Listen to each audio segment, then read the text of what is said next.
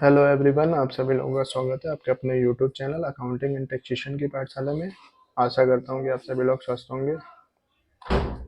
आ, आज हम अपने इस वीडियोस में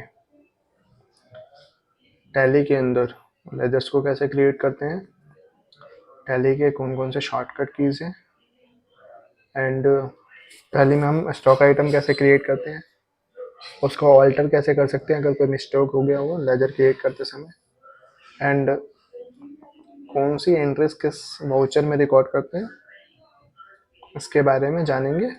चलिए आते हैं, सबसे पहले टैली पे डबल क्लिक करें, अपना टैली ओपन हो जाएगा। ठीक है, डेटा मैंने यहाँ पे रखा हुआ टैली डेटा वाले फोल्डर में। ठीक है, तो यहाँ पे आकर इसका लोकेशन कॉपी करना है अपने को। तो उसके लिए अपने को क्या करना पड़ेगा, ऑल्ट डी शॉर्टकट कीजिए और पाथ को कॉपी करना पड़ेगा। तो पाथ को कॉपी करने के लिए अपना होता है कंट्रोल सी। ठीक है, कॉपी कर लिया। अब जाते हैं हम अपना टैली पे। तो यहाँ पे आके हमें स्पेसिफाई लोकेशन डालना है अपना, जहाँ भी हमारा डेटा पड़ा हुआ उसका। तो यहाँ पे हमने कंट्रोल ऑल्ट भी करा और एंटर मारा, तो हमारा टैली डेटा खुल गया है। ठीक है, अब हम सबसे पहले शॉर्टकट कीज के बारे में जानते हैं। तो क्रिएट, जैसे क्रिएट वर्ड में सी क्या हाईलाइटेड है, तो ये इसके शॉर्टकट कीज है। सी प्रेस करोगे आप क्रिएट हो जाएगा, खुल जाएगा। ऑल्टर, ये प्रेस करोगे ऑल्टर हो जाएगा। एच प्रेस करोगे तो चार्ट ऑफ अकाउंट्स खुल जाएगा। ठीक है, वो बी प्रेस करोगे वाउचर्स खुल जाएंगे आपके। बी प्रेस करोगे बैलेंस शीट खुल जाएगा। पी प्रेस करोगे प्रॉफिट एंड लॉस खुल जाएगा। एस प्रेस करोगे स्टॉक समरी खुल जाएगा। आर प्रेस करोगे स्टॉक रेशियो एनालिसिस खुल जाएगा। डिस्प्ले मोर रिपोर्ट्स डी प्रेस करोगे तो इसमें आपको ट्रायल बैलेंस देखने को मिल जाएगा। Day book, cash book. C press करोगे, अब प्रेस करोगे फंड फ्लो। जैसे आपको क्या देखना है, सेल्स देखना है, तो आप क्या कर सकते हो, डी डी से किस में गया, डिस्प्ले में। ए से गए आप अकाउंट्स बुक में, एस से गए सेल्स रजिस्टर में। तो ठीक है, डी एस करके आप सेल्स रजिस्टर देख सकते हो। ऐसे डी पर परचेज देखना तो अपने को, तो मैं करूंगा डी, तो डिस्प्ले में जाएगा। ए से करूंगा अकाउंट्स बुक में जाएगा। पी से करूंगा परचेज रजिस्टर में। ठीक है, तो ये इसके शॉर्टकट की है। इसका जो लिस्ट है वो मैं नीचे डिस्क्रिप्शन बॉक्स में डाल दूंगा, आप वहां से डाउनलोड करके देख भी सकते हैं। ठीक है, अब चलते हैं हम टैली के अंदर लेजर्स कैसे क्रिएट करते हैं। तो क्रिएट वाले ऑप्शन पे जाएंगे, लेजर्स पे जाएंगे। ठीक है, अब जैसे मुझे क्रिएट करना है किसी डेटर का, जैसे राम क्लोथिंग, क्लोथ्स। ठीक है, जो उसकी शॉप का पार्टी का नाम है, जो मेरे जिसको मैं सेल कर रहा हूँ, और जिसको सेल करते हैं वो क्या होता है हमारा डेटर, तो सन्डे डेटर में जाएंगे। ठीक है, बिल बाय बिल का मतलब क्या होता है, जैसे हमने इसको बहुत सारे इन्वॉइसेस काटे हुए हैं सेल्स के। ठीक है, अब अपने को ये पता करना है कि किस इन्वॉइस के अगेंस्ट पैसा आया, तो उसके लिए क्या है अपने को maintain bill bye bill yes करना पड़ता है। ठीक है, क्रेडिट पीरियड आप अपने हिसाब से रख रहे हो, मैं 30 दिन का रख देता हूँ। ठीक है, जब एंट्री करोगे तो आपको क्रेडिट डेज चेक करना है, तो यस कर दो। ठीक है, टीडीएस वैसे गुड्स पे डिडक्ट नहीं होता, उसकी एक लिमिट होती है, वो जीएसटी में हम आगे पढ़ेंगे। जीएसटी में टीडीएस होता है उसके अंदर। ठीक है, ठीक है, यहाँ पे एड्रेस डाल दिया हमने। आप यहाँ पे कंप्लीट एड्रेस डालिएगा। ठीक है, स्टेट हो गया अपना दिल्ली इंडिया, पिन कोड डाल दो। ठीक है, बैंक डिटेल डालना है, बैंक डिटेल करके ये फंड ट्रांसफर, तो बैंक डिटेल डाल सकते हो। ठीक है, पैन नंबर डालना है आपको, पैन नंबर डाल सकते हो यहाँ पे।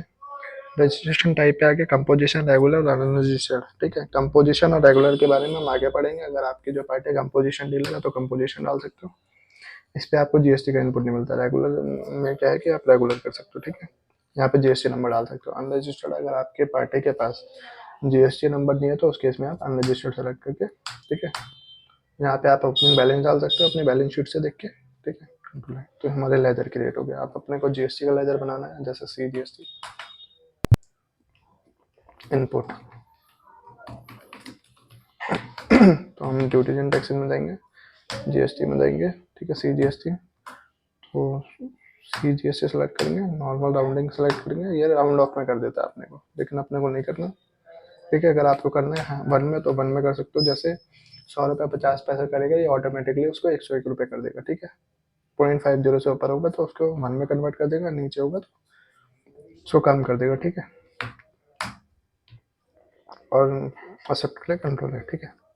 तो ये हमने लेजर क्रिएट कर दिया, ठीक है। अब चलते हैं हम स्टॉक आइटम कैसे क्रिएट होता था। स्टॉक आइटम पे गए, ठीक है।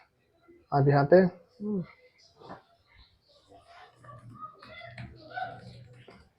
पैंट्स जीन्स क्रिएट करते हैं, ठीक है। जीन्स क्या है, क्लॉथ्स, तो ग्रुप ग्रुप क्रिएट करने के लिए अपने को क्या है, ऑल सी करना पड़ेगा, ठीक है। इसके अंदर क्या है हमारा, ये क्या है, मेंस क्लोथ्स है, तो यहाँ पे हम मेंस क्लोथ्स कर देंगे, ठीक है। यहाँ पे अपने को कुछ नहीं करना, ये सब क्या है, हम जो जीएसटी है वो हम स्टॉक आइटम में डालते हैं, ग्रुप है उसका, ठीक है। तो कंट्रोल कर दिया। अब यूनिट्स क्या है, जैसे इसको कैसे बेच रहे हैं हम, नंबर्स में बेच रहे हैं, तो आप तो पूरा भी लिख सकते हैं, सिंबल में NOS डॉट करके, NO नंबर्स में ऐसे लिख सकते हो, ठीक है। यहाँ पे सेलेक्ट कर लेना नंबर्स, डेसिमल के बाद आपको कितने नंबर चाहिए तो आप डाल दो 2 कम से कम, ठीक है। कंट्रोल कर दिया। अब यहाँ पे हम देखते हैं जीन्स के ऊपर जीएसटी रेट क्या है, तो चलिए आते हैं गूगल पे। हमें इसमें क्या है, हमें जीएसटी स्पेसिफाई करना, तभी वो ऑटोमेटिकली जीएसटी पिक करेगा इनवॉइस के अंदर, ठीक है। तो जीन्स पे क्या है जीएसटी रेट अपना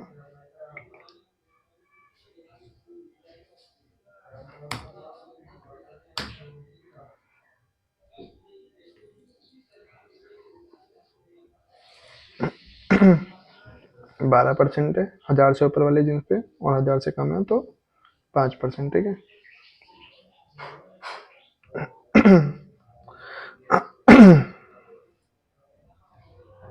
तो मैं सेशन कोड ये उठा लेते हैं 620349, ठीक है। तो यहाँ पे सेशन कोड डाल दिया। यहाँ पे हमें जीएसटी स्पेसिफाई करना पड़ेगा, तभी वो बिल के अंदर क्या है ऑटोमेटिकली हमारा जीएसटी कंप्यूट कर देगा। तो यहाँ पे स्पेसिफाई, अब मेरा क्या 1000 से ऊपर की चीज होगी, कम की होगी तो उस पर 5% जीएसटी लूंगा, 1000 से ऊपर की होगी तो 12%, ठीक है। ठीक है गुड्स, और यहाँ पे अगर ओपनिंग है तो आप ओपनिंग डाल सकते हो, ठीक है। यहाँ पे कंट्रोल है, ठीक है। मैंने स्टॉक बना दिया, आइटम बना दिया, ठीक है। उसके यूनिट्स बना दिया, कैसे क्रिएट करते हैं, ठीक है। अगर आपने कोई गलती कर दी है स्टॉक आइटम बनाते समय, तो आप आइटम में जाके, जैसे लेजर है, जैसे ये क्या है, उसका नाम था अर्चना स्टोर की जगह अर्चना क्लोथिंग हाउस, तो आप यहाँ पे जाके चेंज कर सकते हो ऑल्टर में जाके, ठीक है। आपको क्या करना पड़ेगा, ऑल्टर में जाना पड़ेगा लेजर में, और जो भी लेजर आपको चेंज करना है उस पर एंटर मार के उसको चेंज करके सेव कर सकते हो, ठीक है। अब हम चलते हैं वाउचर्स। तो वी प्रेस करोगे तो आप वाउचर्स में आ जाओगे, ठीक है। F2 से आपका डेट चेंज होता है, ठीक है। F3 से आप कंपनी चेंज कर सकते हो, कंपनी को बंद कर सकते हो और दूसरी कंपनी को सिलेक्ट कर सकते हो, ठीक है। F4 से होता है कॉन्ट्रा वाउचर।